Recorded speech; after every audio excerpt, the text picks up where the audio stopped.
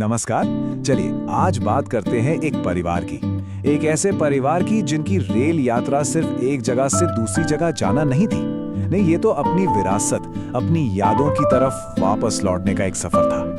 एक ऐसी कहानी जो बताती है कि कभी-कभी ना मंजिल से ज्यादा खूबसूरत तो वो सफर ही होता है।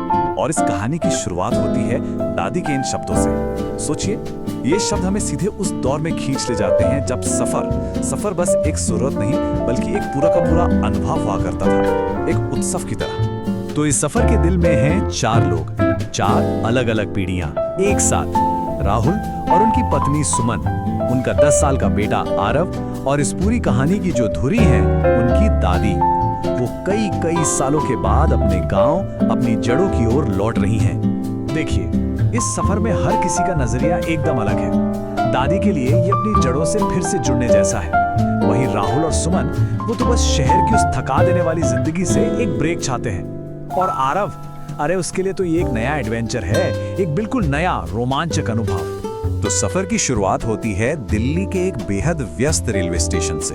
और यहीं पर हमें आज और कल का, शहर और गांव का एक बड़ा ही दिलचस्प टकराव देखने को मिलता है। यहाँ दो अलग अलग दुनियाएं आमने सामने हैं। एक तरफ आज के स्टेशन की वो भीड़, वो शोर शराबा है, और दूसरी तरफ है दादी की यादें। वो यादें जब किसी एक को विदा करने पूरा का पूरा गांव स्टेशन पे रुमड़ आता था। जैसा कि वो आरव को बताती भी हैं कि बेटा, भीड़ तो तब भी होती थी, लेकिन लोगों में अपनापन भी उतना ही ज्यादा था।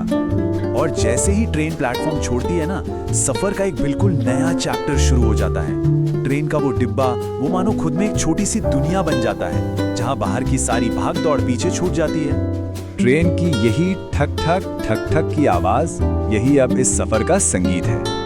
आरव, जिसे खिड़की वाली सीट मिल गई है, उसकी आंखें तो बस उत्साह से चमक रही हैं। उसके लिए बाहर भागते हुए पेड़, वो घर, वो लोग, ये सब किसी जादू से कम नहीं है। सच तो ये है कि सफर की छोटी छोटी खुशियां ही उसे यादगार बनाती हैं। जैसे एक साथ चाय पीना। दादी के लिए तो इस चाय का स्वाद सिर्फ चाय का नहीं है, बल्कि उन अनगिनत सफरों की यादें हैं जो उन्होंने अपनी जिंदगी में तय किए हैं। ट्रेन का डिब्बा ना एक बहुत ही दिलचस्प जगह बन जाता है। यहाँ अनजान लोग कुछ घंटों के लिए एक दूसरे के हमसफर बन जाते हैं।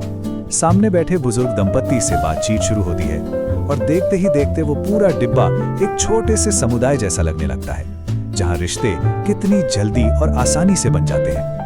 लेकिन भाई, हर सफर में कुछ अप्रत्याशित मोड़ तो आते ही हैं। एक छोटे से स्टेशन पर राहुल और आरव कुछ खरीदने नीचे उतरते हैं और ट्रेन अचानक चल पड़ती है। वो घबराहट के कुछ पल, वो दौड़, और फिर हांफते हुए सुरक्षित वापस डिब्बे में चढ़ जाने की राहत, ये घटना भी इस यादगार यात्रा का एक अहम हिस्सा बन जाती है। और जब रात के अंधेरे में डिब्बे में शांति छा जाती है, तब दादी कहानियां सुनाना शुरू करती हैं। वो आरव को अपने बचपन की कहानियां सुनाती हैं। और ये कहानियां सिर्फ मनोरंजन नहीं है, ये तो एक पीढ़ी से दूसरी पीढ़ी तक अपनी संस्कृति और अपने मूल्यों को पहुंचाने का सबसे खूबसूरत तरीका है। और यही कहानियां आरव को धीरे धीरे नींद की दुनिया में ले जाती हैं। सुबह की पहली किरण के साथ ही ट्रेन अपनी मंजिल के करीब पहुंचने लगती है। अब हवा में एक अलग सी महक है, एक अपनापन सा है। शहर बहुत पीछे छूट चुका है और गांव की शांति अब महसूस होने लगी है। और ये सफर का सबसे भावुक पल है। जैसे ही ट्रेन रुकती है, दादी की आंखों में आंसू आ जाते हैं। सालों बाद अपनी मिट्टी को देखना, अपनी जड़ों के पास लौटना, इस एहसास को शब्दों में बयां करना मुश्किल है। उनका बस इतना कहना, यही है मेरा गांव, अपने आप में पूरी कहानी कह देता है। और यहीं पर यह सवाल उठता है कि ये जड़ें आखिर होती क्या हैं? जैसा कि यहाँ बताया गया है, ये सिर्फ कोई जगह नहीं होती, ये हमारा इतिहास है, हमारी पहचान का स्रोत।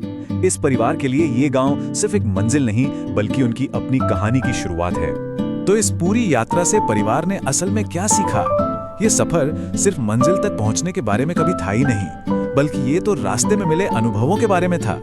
सुमन और राहुल को ये एहसास होता है कि जिस सुकून को वो शहर की भीड़ में ढूंढ रहे थे, वो तो असल में इस सादगी में छिपा है।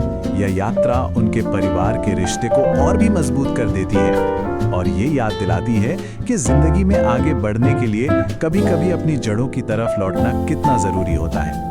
और आखिर में दादी के ये शब्द, ये इस पूरे अनुभव का निचोड़ है।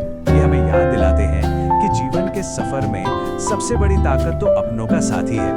वही साथ जो हर मुश्किल रास्ते को भी आसान बना देता है। ये कहानी अपने पीछे एक सवाल छोड़ जाती है। किसी भी इंसान की जिंदगी में एक सफर का असली मतलब आखिर होता क्या है? क्या वो सिर्फ एक मंजिल है, या फिर रास्ते में मिलने वाले अनुभव, वो लोग और वो यादें